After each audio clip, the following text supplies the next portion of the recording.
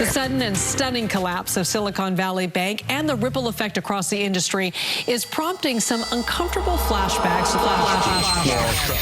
The last time we saw a bank crisis like this was in 1992. Bank collapse. Regulators shutting down Silicon Valley Bank, the largest banking failure since the 2008 banking crisis. The banks were making these bad investments. Silicon Valley Bank, they made some really bad bets. They made some bad investments. And losing money. When the Fed started to hike rates aggressively, that meant that Silicon Valley Bank immediately lost money on those investments. The housing market crashed. Brand new fears the U.S. housing market may be headed for a crash. And they needed a bailout. Do you think the government should consider a bailout? Americans can have confidence that the banking system is safe. I'm sorry, I didn't realize that was the end. I just thought that what the president said was hysterical.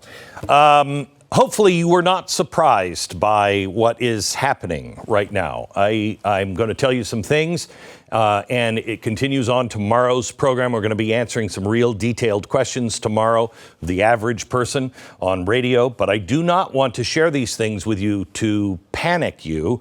I want you to be informed so you can be the exact opposite of that. The worst thing anyone can do is panic. The worst thing you can do, unless your money is not insured by the FDIC, don't pull your money out of the bank. Don't pull your money out of the bank. You'll get it. I mean, if we really go down the crapper, you could use it to wipe yourself, but that'll be about all it's worth. But I digress. I've been trying to warn about the systemic problems with our economy since way before the 2008. I wasn't surprised when it happened.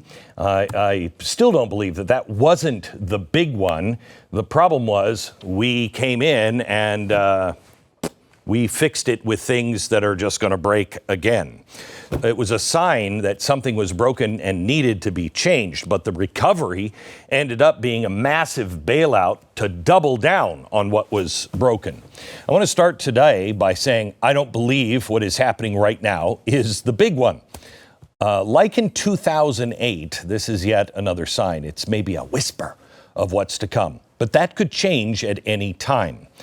I don't like what the whisper is saying, but I just don't think that this is it. I think the Fed is probably doing some things overseas after the stock market today, probably sending $1 trillion over or something, but we won't know that for 5 years. But tonight, I want to show you the past, the present, and the possible future. How did we get here? What happened last week? And where is this all leading to? I want to start with the second largest bank failure in U.S. history, and Silicon Valley Bank. But did you know it wasn't the first bank to collapse last week? Silicon Valley got all of the media attention, but they were actually the second bank to go down. I'll tell you what the first bank was later on in the program. I think it says a lot about where we're going and what our government is thinking. So, where are we? Well, by last Friday, the four biggest banks in the country lost a combined $52 billion in market value. JP Morgan lost $22 billion. Bank of America, $16 billion. Wells Fargo, $10 billion. Citigroup, $4 billion. After the collapse of Silicon Valley Bank on Friday, then Signature Bank on Sunday. Now, that one was taken over. They still claim, we would have been fine, but I don't know. But that was the second and third largest crashes in U.S. history. Trading was halted on multiple banks on Monday morning. Bank shares were in free fall for a while. First Republic lost nearly 62%. PacWest dropped 45%. Western Alliance, 47%. Zions, 26%. KeyCorp, 27%. Charles Schwab, 11%. Bank of America, nearly 6%. Wow, it seems the bigger you are, less trouble you have. Trading would be halted multiple times to contain the panic. So what was going on? What were people panicking about? Were Silicon Valley Bank and Signature that significant? Fear. Fear was the primary driver for pretty much all of this. But I want to take a closer look at what happened in Silicon Valley, because that whisper can turn into a shout. Is this a one-off fluke, or is it a sign of actual systemic problems?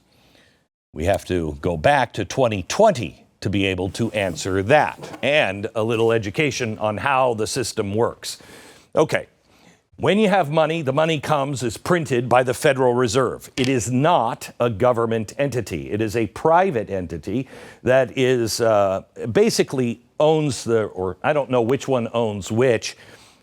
It's all the same money as the 5 or 6 biggest banks in America. So they run the Fed, okay? And they also run the banks, or the banks run them, I'm not sure. But they print the money, they give it to the bank, then they loan it at a certain percentage. It has been 0 for the last, 10 years or so. So they loan it to the banks for 0. They loan it to you for maybe 1% because you're going to start a company or it's going to build new things in your factory. You're going to buy a car or a house or whatever. And you pay 1%. They get the 1%. And when it's deposited, they keep the 1%, supposed to give it back to the Fed. Okay? That's the way it works. Now, when you have a collapse of an economy, and you have what happened in 2008, you're hearing this again, you have a liquidity crisis. What is a liquidity crisis? It means people are holding on to their money. There's not enough money in the system.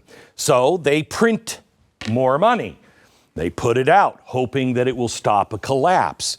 Well, they did this. They called it quantitative easing. I like to call it money printing. Now, they say it's not money printing because it's digitized. Oh, I'm sorry, Webster.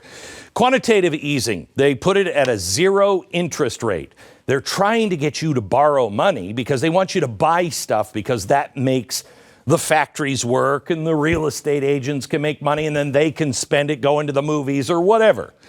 So they push all this money out. In record numbers, more currency is out than at any time in the history of the world. Okay, that's not good. So we're pushing all this money out. All right. That's what they do. Now, how do they fund quantitative easing? I'll come back to that one in a second. But Silicon Valley Bank was a big beneficiary, as all of the banks were, of this. This is what we kind of saw happen during the 2008 recovery. Now, 2018, before the pandemic, Silicon Valley Bank had $49 billion in deposits. By 2021, they had $190 billion. Business was good. Okay, so what do you do with all that excess cash? They have all that money. What do you do? Well, to understand this, and I hate it when people say, government's not the same as you. Yes, it is. Math is math, just on a larger scale. Bank is the same as you. When you have lots of extra cash, what do? Well, you might put some in a savings. You might put it in your checking account, but you don't put a lot of it in the checking account, and you try to stay away from savings if they're not paying you anything. You also might buy some stuff that you really don't need. Then you'll buy a house or car, real estate. If you want to be smart, you'll invest it in the stock market. Or if you want to be safe, you'd put it in gold or silver. If you want the safest place money could ever go to, you fall down in front of the altar of the almighty government. I have full faith and trust in the federal government. That's what they tell you. Okay, safer than gold or silver. That's why they have inverse treasuries. Oh no, you don't have to put it in and worry about inflation. Just keep giving us the money. So what did they do? Silicon Valley Bank, while you went and bought stuff, real estate, cars, whatever, if you could afford it, put some in your savings, they took their money, some of your savings and everything else, and they bought treasury bills. Now, this one is a little strange. They bought treasury bills. Everybody was making money. Everything was going well until it wasn't. The reason why this is strange is they bought 10-year treasury bills, and they bought it in the good times. So we all felt good. Oh, man, that's great. Yet we all also realized you can't do this. You can't print massive amounts of cash, as the Fed always does, because you'll get inflation. We couldn't afford to put gas in our cars, buy groceries. The cost of a used car was insane. The operating costs of the tech companies and startups that use Silicon Valley Bank, likewise, all that shot through the roof. The bank's balance began to tumble because the companies in Silicon Valley were not cutting, any of their expenses. They were spending like they were in the good times. So they were pulling money out of the bank. You couldn't afford it, so you were pulling money out of the bank. Other banks started offering you better interest for your savings, so you pulled out of this bank and maybe went to another bank. So the Fed went into their usual autopilot mode because what is inflation? Inflation is too many dollars. They've done that. Chasing too few products. Well, what do? They inflate. If they've inflated, they raise interest rates. This is why. Because then, when you go to get a loan, you're paying the bank. The bank is maybe charging you 8%. The Fed is charging the bank maybe 5%. Okay? So they keep their profit, you bled dry, and they get 5%. And what do they do with the 5% of cash that comes back? They're supposed to put it in the crematorium and burn it. That way they get rid of too many dollars. But the problem with this theory is you're not only destroying the dollars, if you raise the interest rates too high, then you can't buy anything, which means factories have to lay people off. The factories can't build, the jobs start to go away. So it's a really delicate math problem that I have complete confidence in the federal government to figure it out. So, Treasury bonds. They had all these Treasury bonds at Silicon Valley Bank, whatever. But they bought 10-year bills, which means if you're going to invest and you're going to have that money for a while, go ahead, put it in a 10-year investment. However, when you buy them at the good time, the zero interest rate applies to you. They bought bills that were almost at zero, okay? So you're not getting any profit. But the great thing is, the price of a T-bill, what you get in exchange, if the interest rate goes up, the interest rate goes up on these, but not if you already have them. But if I buy a 10-year bill today, I'm going to get, instead of zero, I'll get 5%. So why would I buy one at 0% today? By November of last year, JP Morgan addressed the elephant in the room. They warned that on top of Silicon Valley Bank's cash problem, they also had $16 billion in unrealized losses. What's an unrealized loss? It's really easy. Unrealized loss. For you, it's maybe your house. If you didn't sell your house when it was at a high, did you lose any money? You only lose money if you have a for sale sign in there and you have to sell it today. Then you have a realized loss. An unrealized loss means, my house isn't worth as much today, but I don't have to sell it, so I'm not going to lose anything. Panic is the problem. If you have to sell your house, then that unrealized loss becomes a realized loss. Well, Silicon Valley, they had an unrealized loss, but because they had people pulling all their money out, they had to have money, so they started selling their bonds. And again, why would I buy a bond from them when I can get 5%? So if you're panicked, I guess, I'll make a deal, but you're going to lose 20 cents, 25 cents on the dollar. When people saw that the bank was doing that, no bank loses 25 cents on every dollar unless they have to. People who had their money there going, wait a minute, they're probably in trouble. They tried to calm the fears by selling some off of their bonds. They tried to sell their bonds. I think they took almost a $2 billion loss, $1.8 billion. And that's when people were like, okay, there's trouble. And a run commenced. It collapsed the bank. Done. Now, Joe Biden says everything is fine. We feel confident because I'm in charge of nationalization. I know, he filled me with confidence. He says that the FDIC is going to ensure that everyone gets their money, and it's not going to cost you a dime. Huh. Well, that's weird, because everybody, I read the sticker on the door, up to $250,000. That's why if I had money like the people at Silicon Valley do, I'd put it in multiple banks. But you just changed the law through executive order? Wow. And do you have the actual numbers of the FDIC? I do.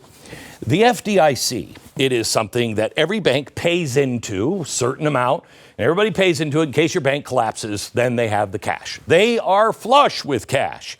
I mean, if it's 1972, they only have $128 billion in cash. So, just for the two banks that have collapsed so far, those two banks need $264 billion. So half of them will get their money unless the Fed prints more. And who's on the hook for that? The Biden administration, the bankers, the high-end investors, I have no doubt that they know that this is more than just some random one-off. They see what is starting to happen. Hopefully, we can contain it, but it is coming. It's like one of those Fauci experiments. You can do it in the lab, but since you're running the lab like China runs the lab, it's probably going to get out again. Last week, before the bank collapse, Jerome Powell said interest rates would have to continue to go up. They have no choice if they want to stop inflation. But they have no choice because if they do that, then the bonds take more unrealized losses. That make problems that were part of the Silicon Valley Bank collapse much worse. Banks will continue to lose money from their unrealized losses, and now they're weaker treasury bonds that they invested in. And so what do? Gosh, I guess we should have bought gold instead. No, paper's much better. The higher the interest rates go up, the more you are squeezed, the less deposits you have in the bank, the fewer jobs there are, and the bank gets squeezed. You and the bank. Check this out from the FDIC. They reported by the end of 2022, the American banking system was on the hook for $620 billion in unrealized losses. Now, that's fine unless there's a fire sale. By the way, the interest rates still going up.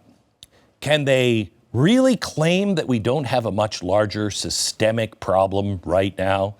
The White House tweeted this a few days ago. The economy is moving in the right direction under President Biden's leadership. You know what? I think he means that. I think he actually, but his direction is not the same direction that I think you and I would like to go into. You know what I'm saying?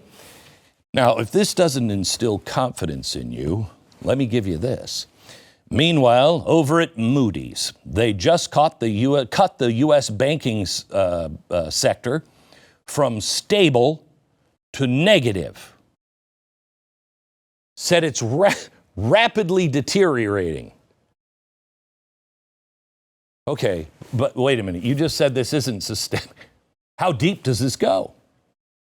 Well, what a surprise. The media is not telling you the truth. When we come back, I'll show you an extremely troubling fact that the Fed is trying to keep quiet. Say it with your inside voice. I should give it to a senator and say it's about Russia, because then they'll say it. Where is all this leading? I'll show you next.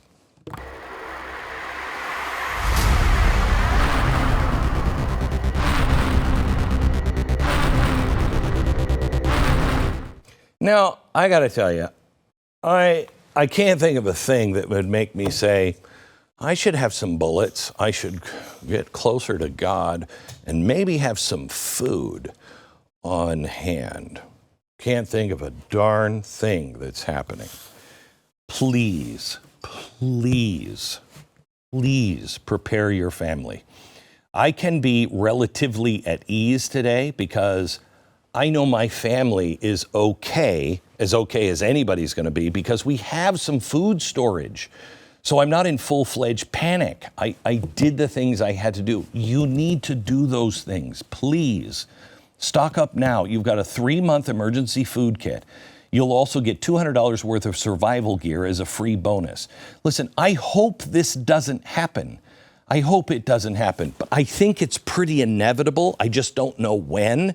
It is going to have a terrific change, and we could just pop right out of it in a couple of months and be fine. We may not. This is the way empires are destroyed. My Patriot Supply. I'd rather not eat the zoo animals like they did in Venezuela. I'm just saying.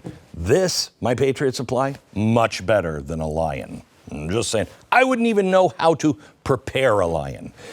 Here's what I want you to do. I want you to go to mypatriotsupply.com, mypatriotsupply.com. You'll get free shipping. Please take advantage of this offer now.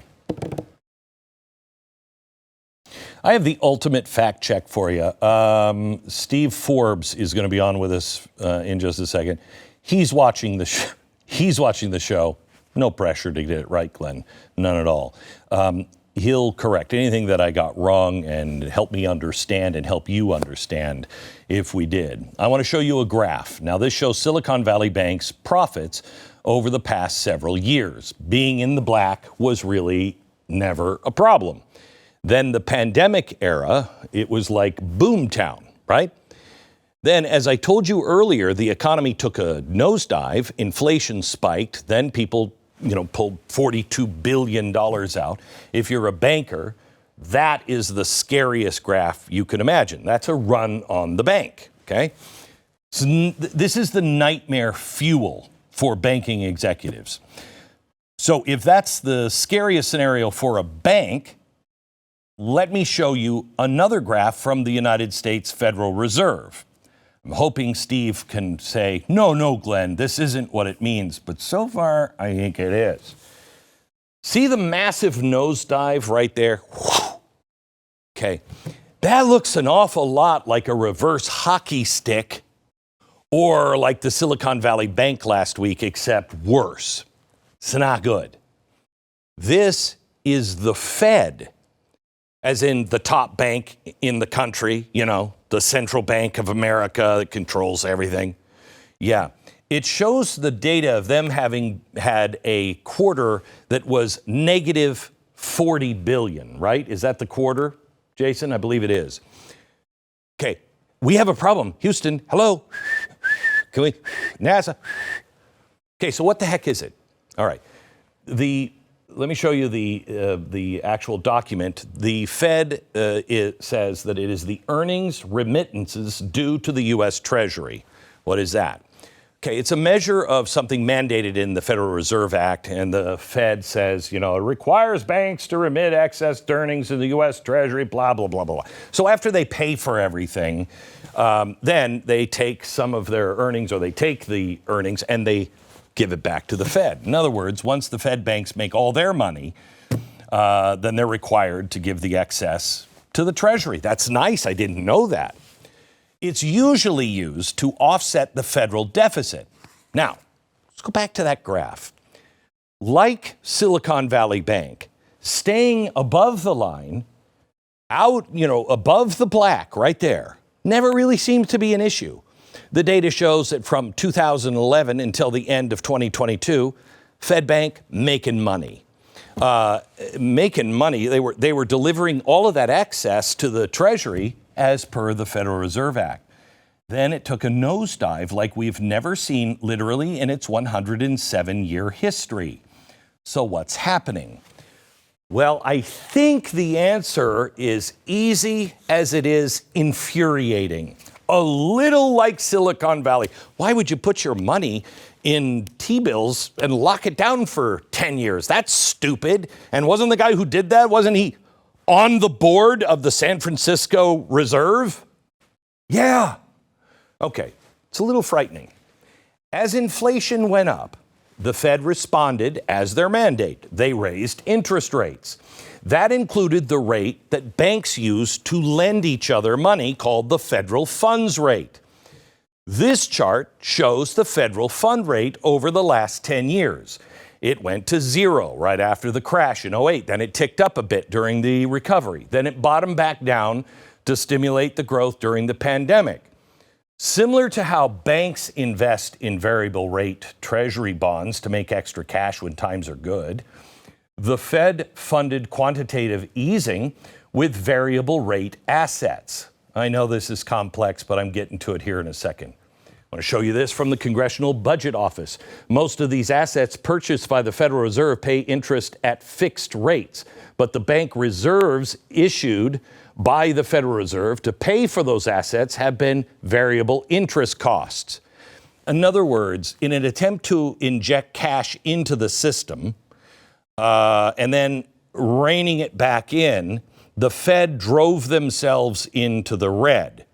They did exactly what's hammering the entire U.S. banking system right now. Thank God there's no panic or an emergency.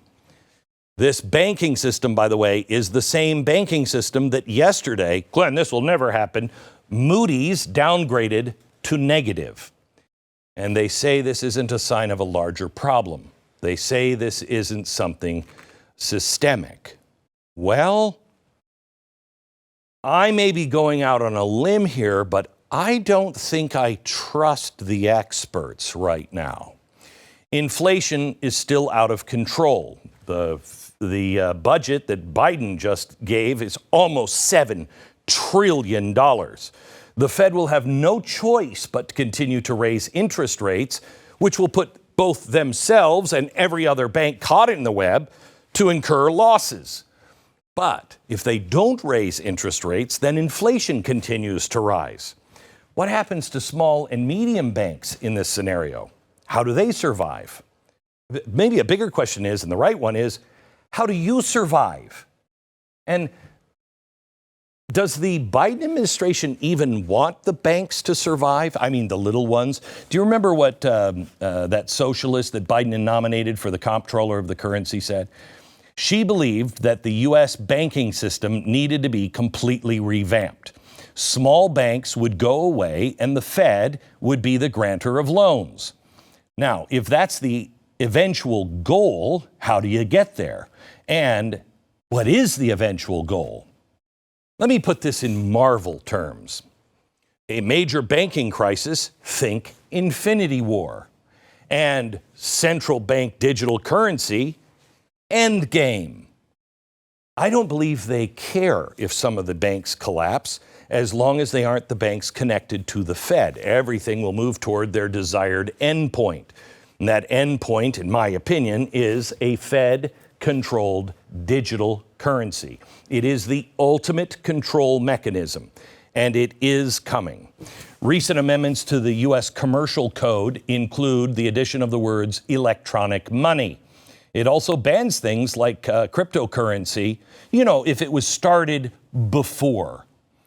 Okay, so if this can go forward, the Biden administration will have to get more aggressive on anything that undermines CBDC. That means going after anything like, something hard to regulate, like Bitcoin. We've already been seeing that over the past couple of years, but it also means going after banks that are not following their orders from Washington and are open to dealing with crypto investors. Signature Bank was shut down after Silicon Valley Bank. Did you know that they had become the bank for crypto investors? Now, wait a minute. Now I'm starting to believe the board that maybe they weren't on the line and could have survived. But the Fed shut them down. This New York Times article mentions the bank was able to stabilize this panic. Things were looking up. It says the bank was able to, quote, weather the storm. It also says that banking executives were shocked when the government told them they were seizing the bank. Isn't that fascinating? It is interesting. Oh, and I also told you at the top of the show that Silicon Valley Bank wasn't the first bank to shut down last week. Another one was the first. It was Silvergate Bank. It announced that it was shutting down on Wednesday. Want to guess what their focus was? Yeah, you got it. Cryptocurrency. Now, why did mostly no one hear about this one? Their statement said, quote, in light of recent industry and regulatory developments, Silvergate believes that an orderly wind down of bank operations and a voluntary liquidation of the bank is the best path forward. In light of recent industry and regulatory developments. Wow. Those developments and regulation hurt the crypto bank. Huh. And so they voluntarily just shut down. They can't make it otherwise. Are the Fed and the Treasury trying to do to crypto what the EPA is trying to do to coal and gas, effectively regulating them out of existence? Crypto just lost both of its main banks in 1 week, and we're not talking about it. The banking situation is a product of our own government's doing and the Fed. I can't see how it's going to get any better. Ultimately, it will continue to go the way the Fed wants it to, a CBDC, and it is the end game. Now, did I get this wrong or am I even close? Steve Forbes joins me in a minute.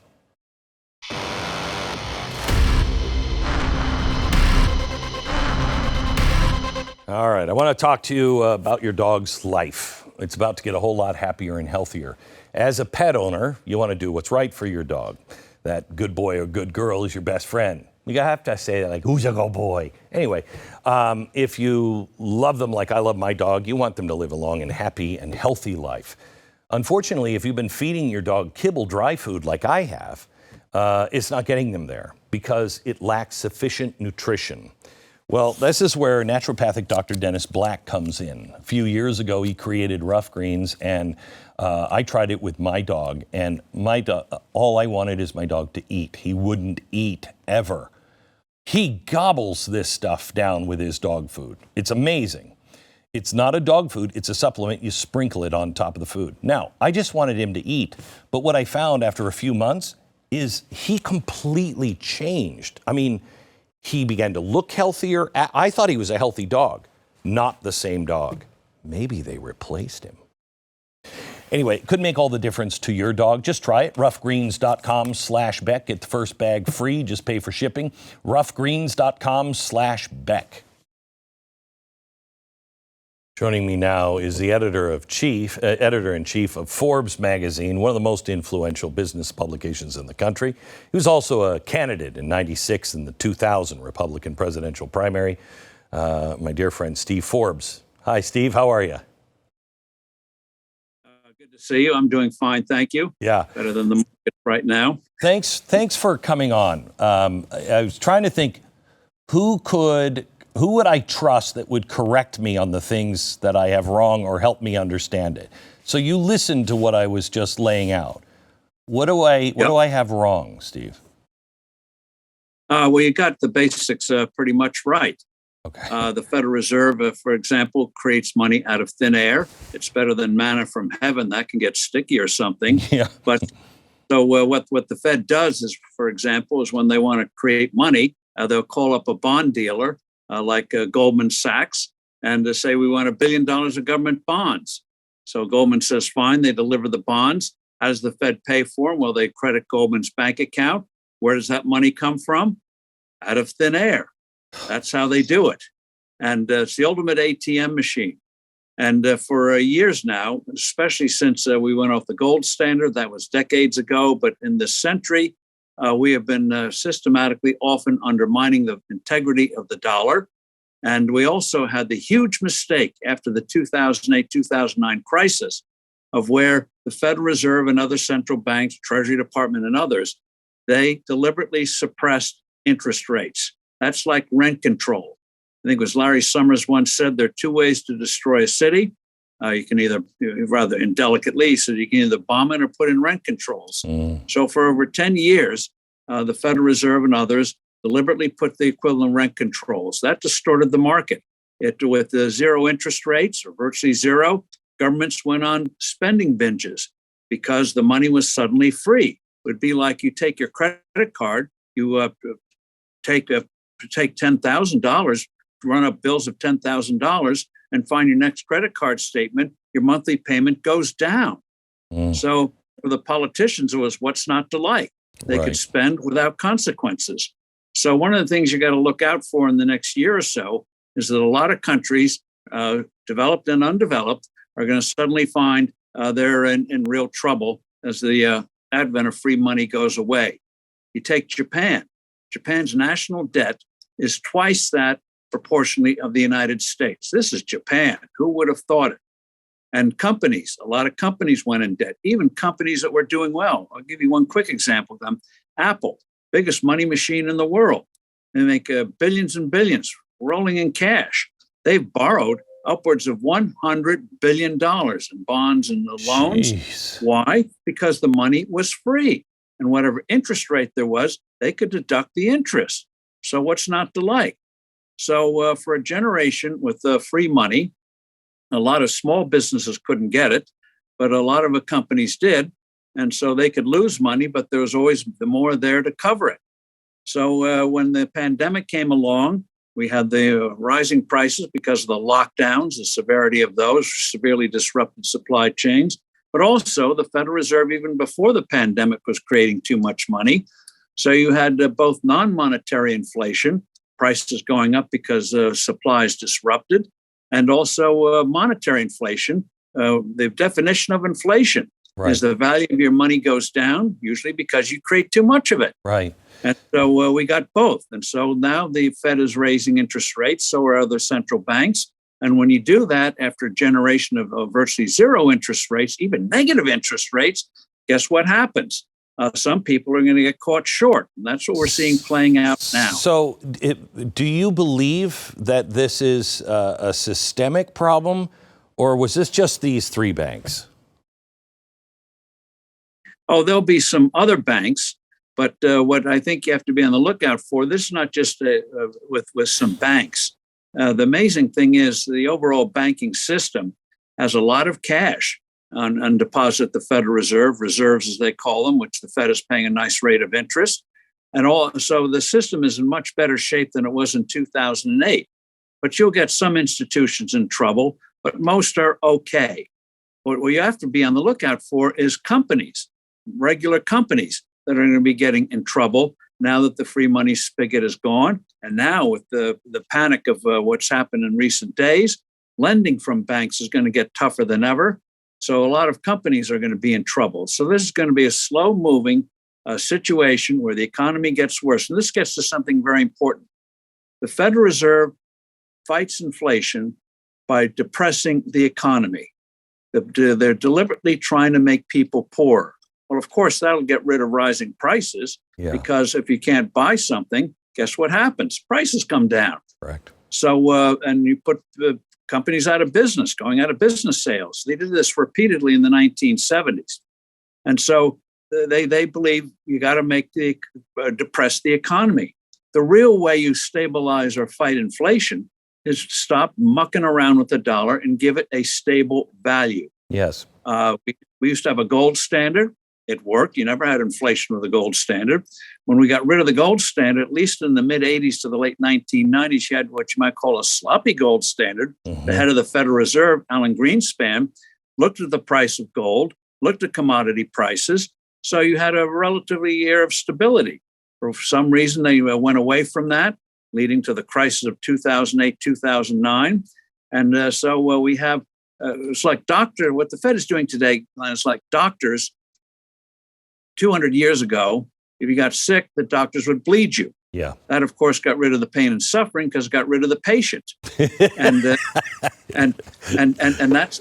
that's what they're doing here today. So what I worry about more is they're talking about we got to investigate Silicon Valley Bank and all that. Who's going to investigate the FDIC? They could have sold this bank early last week. Thank you. They've done Thank you. Sales. Thank you. And the other All right, thing, hang on just a second. I got to take a quick break, and we're going to come back with Steve Forbes. Hang on just a second. I'm sorry. We'll come right back to you. Don't lose that thought. I want to talk to you a little bit about our sponsor, Preborn. You might be amazed to know that even with Roe being overturned, the number one killer among infants is still abortion. as you may have heard, I just bought the entire collection of Roe versus Wade paperwork from the lead attorney. It went up for auction. And to me and my wife, it was worth 63 million lives. And this has to stop. And I really think the only way we can, we have got to turn back to God, and we have to be on his side, because he's not on our side or anybody's side. We need to be on his side. And I can't think of a better thing to do than save his children in slavery and save his children from being murdered. This is the mission of Preborn. I want you to just consider it. Find out all the information. You can go to preborn.com/Glenn. But for $140, you can introduce a mom to her baby through an ultrasound. Rescue 5 babies' lives. It's extraordinary what happens when mom coming in for an abortion sees her baby on ultrasound. Please consider giving anything you can. Preborn.com/Beck or dial pound 250 and say the keyword baby. Back with Steve Forbes. Steve, I want you to finish your thought, and then I've got 3 questions for you. We have 7 minutes left, and I want to hear your opinion on all of these things. So finish your thought from the last. Well, in terms of, let's get to the investigations. Yes. First is the FDIC. That bank could have been rescued. I know a lot of people are interested in going in syndicates or whatever because they know there are real assets there. So I want to know, why did they let that go under? It didn't have to happen. Right. Number 2, how about an investigation ultimately of the Federal Reserve? Why have they been engaged almost without question in these destructive policies for year after year after year? They created the environment for what we're undergoing now with the connivance of the Treasury Department and others. And the thing is, they may not change overnight, but the questions start to have to be asked. And people have to get over this idea the Fed can guide the economy, that the Fed should be manipulating interest rates instead of the market, lender and borrower freely doing it on their own. And by the way, as an aside, but sadly it's not going to be an aside, we got a big battle ahead on digital currencies. Fed central banks must not have digital currencies because that's a tool of oppression, because they then will know everything you do. Bye-bye privacy, China style. Yes. It is the end of freedom if the Fed controls digital currency. It is the end of freedom. All right. So got to stop it. Yes. Okay. So let me ask you. You say we have to ask them questions. I think maybe in 2008 they were just panicked and we got to do what we got to do. I'm maybe giving them too much credit there. I think they were just panicked. So they violated all of the rules. But they knew at some point, because Steve, I did, and I'm a former DJ. I'm an alcoholic for the love of Pete, and I can figure this out. You can't do what they've done since 2009. You can't do it. So now maybe they have another idea, and I want to bring this to you. Do you remember Saul Omarosa? She was nominated for the Treasury. Yep. Okay. Yep. She believed that all the other banks should be destroyed and there should only be one bank. Last week, the argument to save these banks is we're only going to have 4 banks. They're going to collapse all of the little banks. If we don't stop this, we'll only have 4 banks. Is it possible we're shooting for just one bank, that's their way to solve the problem that they've created? Well, they can. Well, let's get to modern socialism. In the old days, they thought socialism was the government acquiring property means of production. Right. What the modern socialists have learned is you can control an economy through regulation, and so you can do it with several companies, several banks who know that their survival depends on the sufferance of bureaucrats, and it's not just big entities. They're going after everything. We have, as you know, kitchen wars coming up over gas stove, for crying out loud. Dishwashers, shower heads, the whole panoply. That's where I think they push too far, and I think you're starting to see a counter-revolution on that.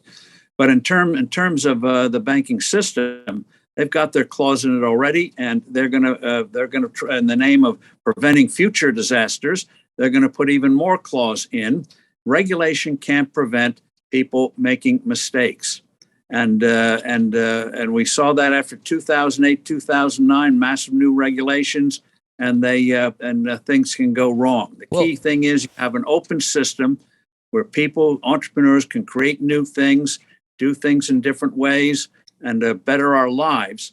And what they're doing now is they're going to put a huge wrench or a huge blockage on being able to finance new entities. One little thing. Once upon a time, before regulation went berserk, community banks, local banks were the biggest financiers of new enterprises. You went to the bank. Today, with all the rigmarole you have to go through, they'd be very reluctant to touch a startup because they know the regulators will pounce on them. Yeah. And so this great strength of this country, starting new businesses, lost a real source of financing. And one of the things that gets overlooked, what people don't realize, the group in this country that's starting the most new businesses is the Hispanic community. Very traditional. You come to this country legally, and you start businesses. Well, a source of capital is going to be dried up as they pile on more and more regs. Do you believe these are some wounds? Do you believe that we can develop a parallel economy?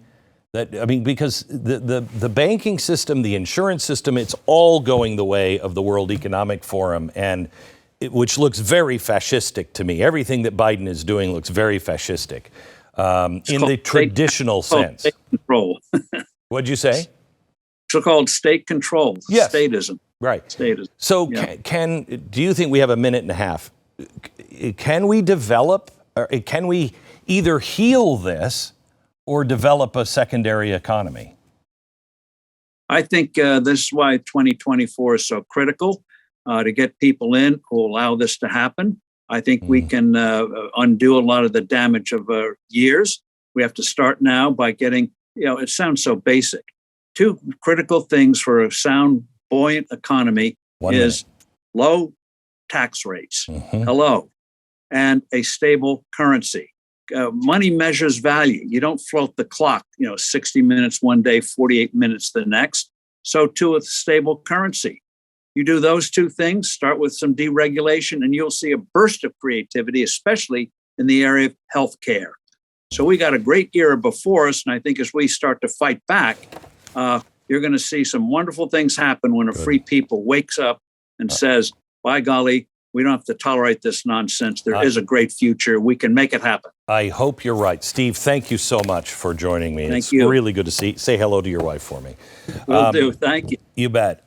Tomorrow on radio, we're going to go into a few more questions and answers. Basically, all of them really aimed to you, the average person. What do I do? What does this mean? That's tomorrow on radio. Blaze TV. Good night.